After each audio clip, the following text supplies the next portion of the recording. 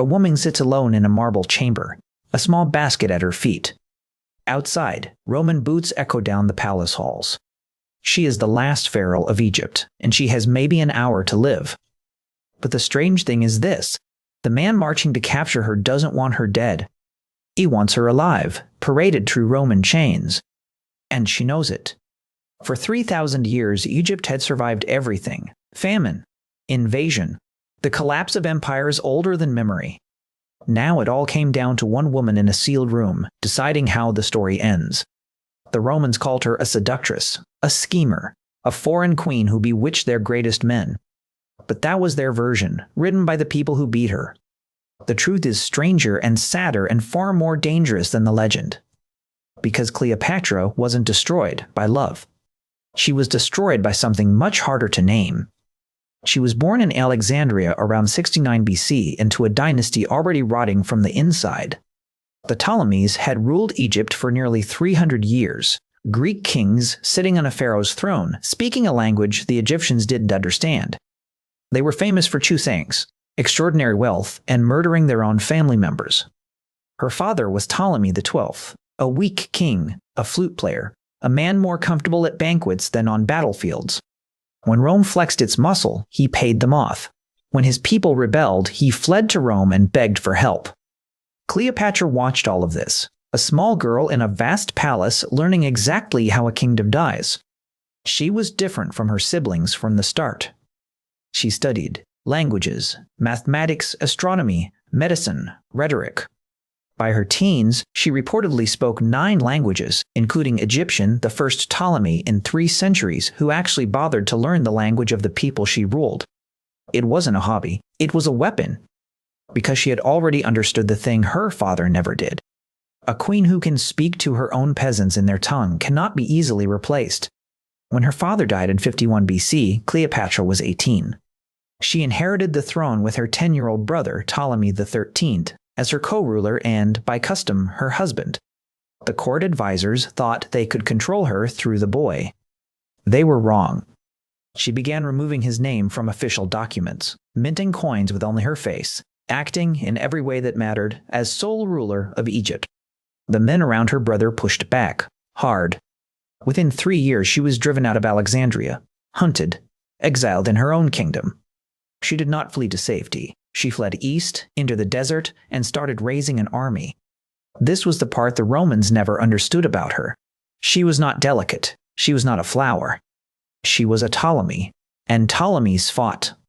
While she gathered troops in the desert, Rome arrived at her door. His name was Julius Caesar, 52 years old, balding, brilliant, and chasing a rival general named Pompey across the Mediterranean. Pompey ran to Egypt for protection. Cleopatra's brother, eager to impress Rome, had Pompey murdered on the beach. When Caesar landed in Alexandria, the boy king presented him with Pompey's severed head as a gift. Caesar wept. Then he got angry. He took over the royal palace and summoned both rulers to settle their civil war. Cleopatra could not walk through the front door. Her brother's soldiers would kill her on sight. So, according to the ancient sources, she had herself smuggled into Caesar's quarters wrapped inside a sack of bedding.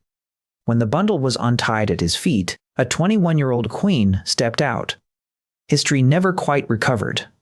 Whatever happened in that room changed the map of the world. Caesar backed her claim. Her brother's faction declared war. The fighting tore through Alexandria for months. Part of the famous library reportedly burned during the chaos, a wound to human knowledge we are still grieving. When the smoke cleared, her brother was dead, drowned in the Nile while trying to flee. Cleopatra was 22 years old, and she was the sole ruler of Egypt. She was also by then carrying Caesar's child. She named the boy Caesarion, Little Caesar. It was the most dangerous name a child could carry in the Roman world. Because Caesar had a problem at home. He had power, glory, armies, but no legitimate son. And now, in Egypt, there was a queen claiming his blood ran in a future pharaoh's veins. Caesar brought her to Rome. He installed her in a villa across the Tiber. He placed a golden statue of her in the temple of Venus, the goddess his family claimed as an ancestor. To Roman senators, this was unthinkable. A foreign queen, a foreign god queen, worshipped beside their own deities. They began to whisper that Caesar wanted to be king, that he would move the capital to Alexandria, that Rome itself was about to be replaced. On the Ides of March, 44 BC, those senators stabbed him to death on the Senate floor. Cleopatra was still in the city when it happened. She gathered her son and slipped out of Rome before the daggers could turn on them too. She sailed home, back to Alexandria, back to her throne. And she did something remarkable. She rebuilt.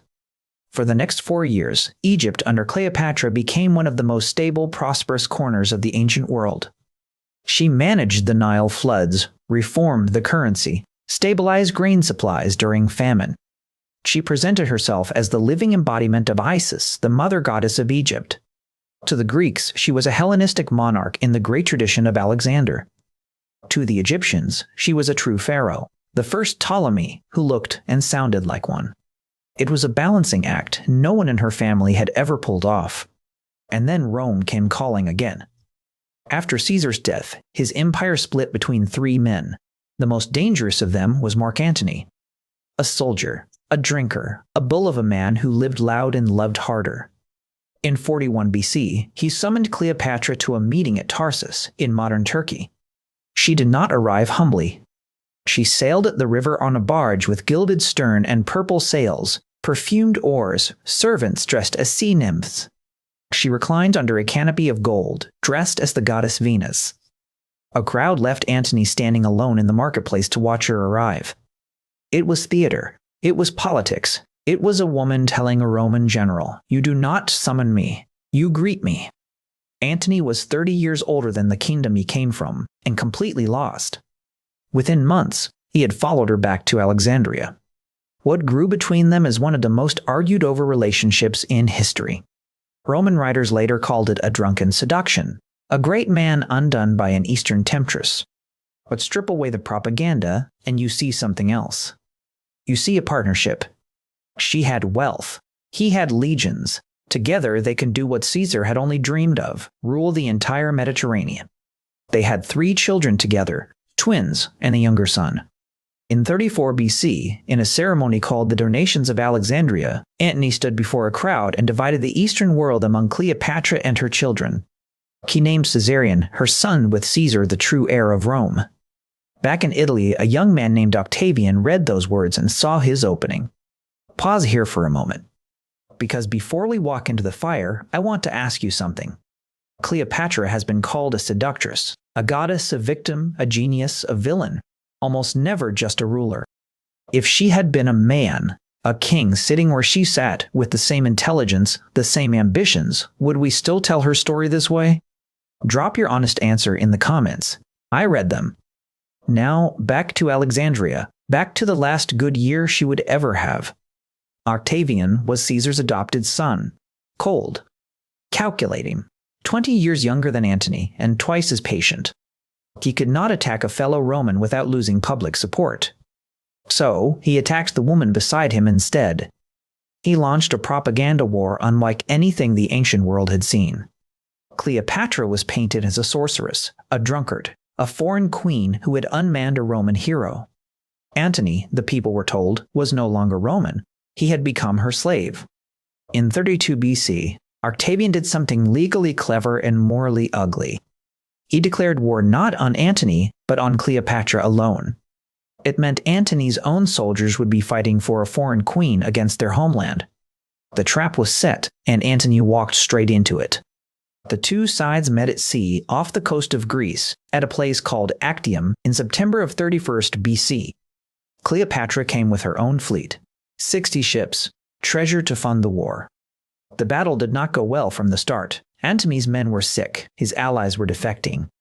In the middle of the fighting, Cleopatra's squadron turned and sailed away.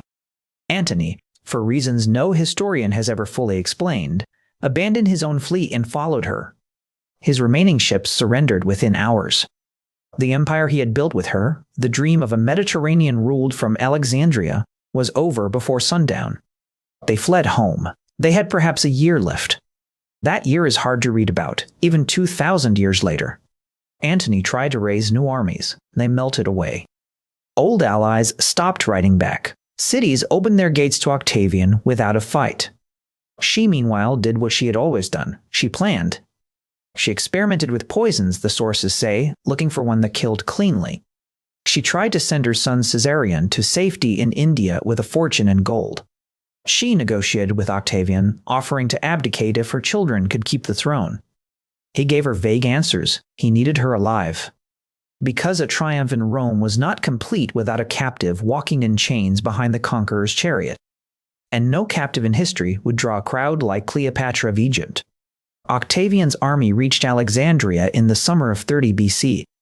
Antony rode out one last time. His cavalry deserted to the enemy in front of him. When he returned to the city, a rumor reached him that Cleopatra was already dead. He fell on his own sword. He did not die quickly. They carried him, bleeding, to where she was hiding in her own tomb. She pulled him up through a window with ropes. He died in her arms. She was 39 years old. She had been a queen for 21 of those years. She had outlasted every man who tried to use her. She had only one performance left. Octavian took her into custody and posted guards. He was very clear with his men. She was to be kept alive at all costs. She asked permission to visit Antony's tomb one last time. He allowed it.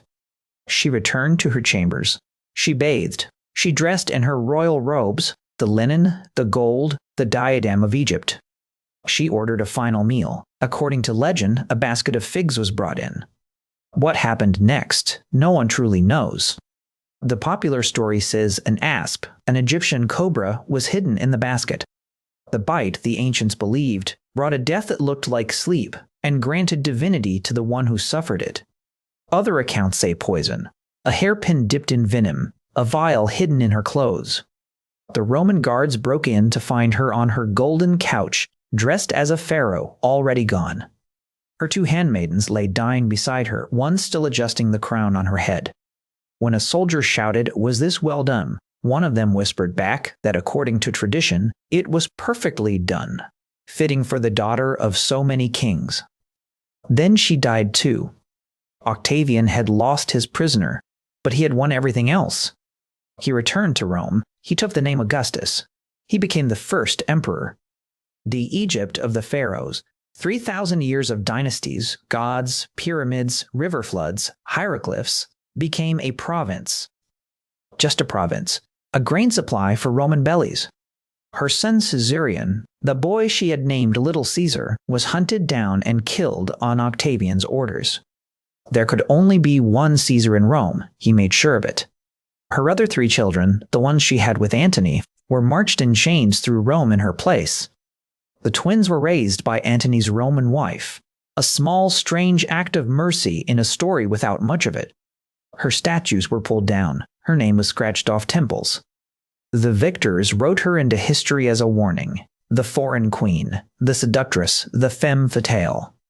And for 2,000 years, that is mostly how she was remembered. But look closer. She held off Rome longer than any other ruler in the Eastern Mediterranean. She kept Egypt independent through the careers of 2 of the most dangerous men who ever lived.